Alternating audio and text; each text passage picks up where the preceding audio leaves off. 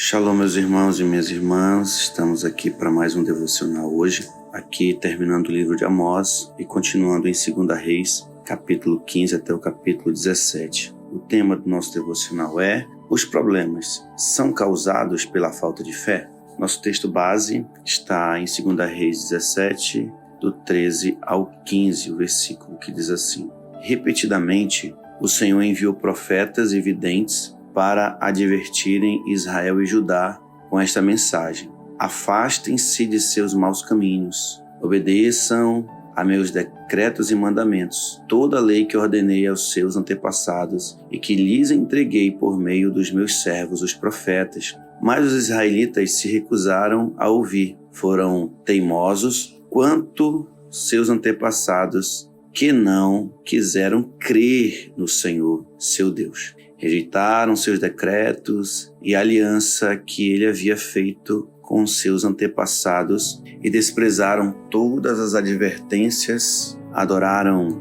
ídolos inúteis, de modo que eles próprios se tornaram inúteis. Seguiram o exemplo das nações ao redor e desobedeceram a ordem do Senhor para que não as imitassem.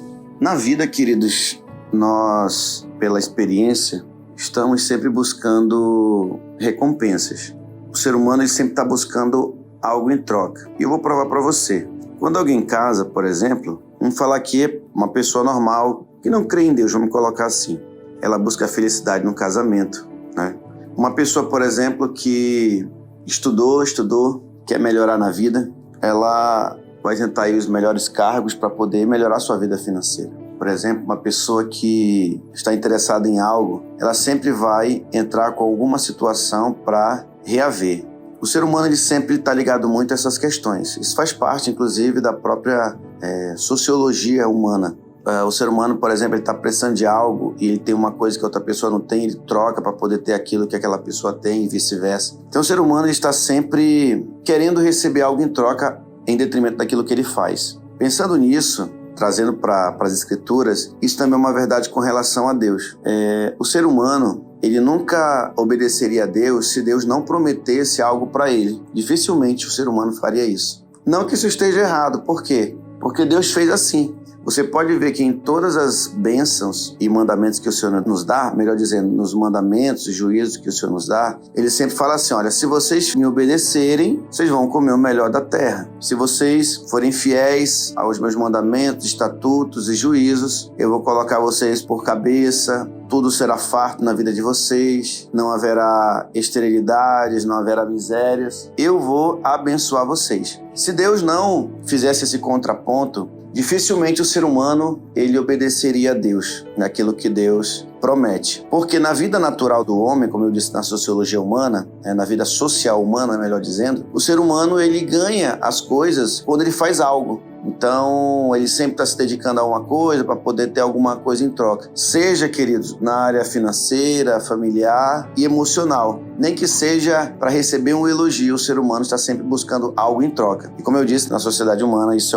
é uma verdade. Entretanto, o ser humano ele vive esse dilema do obedecer pela fé. Porque as coisas de Deus, muitas vezes elas não vêm automática aos olhos visíveis humanos, né? Aos olhos visíveis do ser humano. Entretanto, a partir do momento que nós obedecemos, é liberado algo na nossa vida, que no momento certo e propício aquilo vai se manifestar. Claro que nós não devemos fazer as coisas apenas, né? Nós aprendemos hoje, né? Assim, pela fé em Cristo, diga-se nos tempos atuais, né? Que nós servimos a Deus, nos tempos mais recentes no quais servimos a Deus, nós entendemos que não devemos fazer as coisas pela mera retribuição. Mas, querendo ou não, nós estamos buscando a eternidade. E, querendo ou não, servir a Deus, nós vamos ter algo bom, né, em troca de tudo isso aí, que é ter a presença de Deus em nós. Quando obedecemos, quando queremos ser pessoas melhores, nós vamos receber o melhor de Deus. E o versículo nos traz aqui algo interessante, quando ele diz bem assim, no versículo 14: foram tão teimosos quanto os seus antepassados, que não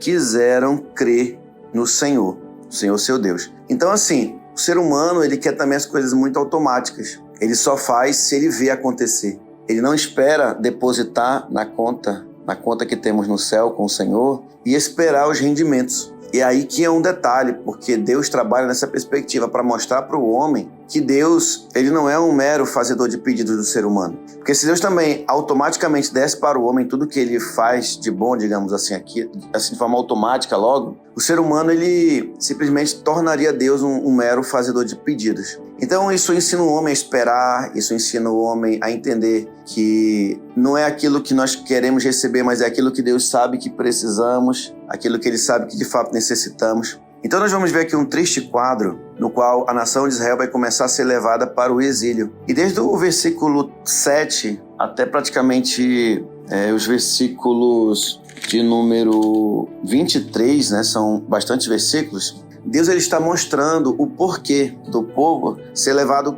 exilado, ser levado para o cativo, ou seja, eles seriam retirados da terra de Israel e virariam escravos em outras nações, pelos assírios aqui, depois pelos babilônios, depois por outros povos. E nós vamos perceber que a grande confrontação de Deus com relação a Israel é justamente isso, eles não creram no Senhor. E quando diz o texto que eles não creram no Senhor, é porque eles não creram nos seus mandamentos, eles não creram nos seus estatutos, eles não creram nos seus juízos. Os cultos que eles faziam eram cultos sincréticos, eram cultos que eles misturavam adoração a outros deuses, eles alteraram todo o culto. Os reis que se levantavam só faziam maldades. Então, como consequência de toda essa desobediência, Deus ele vai levar cativo o seu povo para dar mais uma oportunidade para que eles se arrependam e voltem a crer em Deus. E aqui você vai perceber que é muito mais fácil, mas é um engano, ser idólatra. Por quê? Porque na idolatria você consegue manipular a divindade. Na idolatria você tem a falsa impressão de que o que você fizer ali, aquela divindade ela vai fazer para você,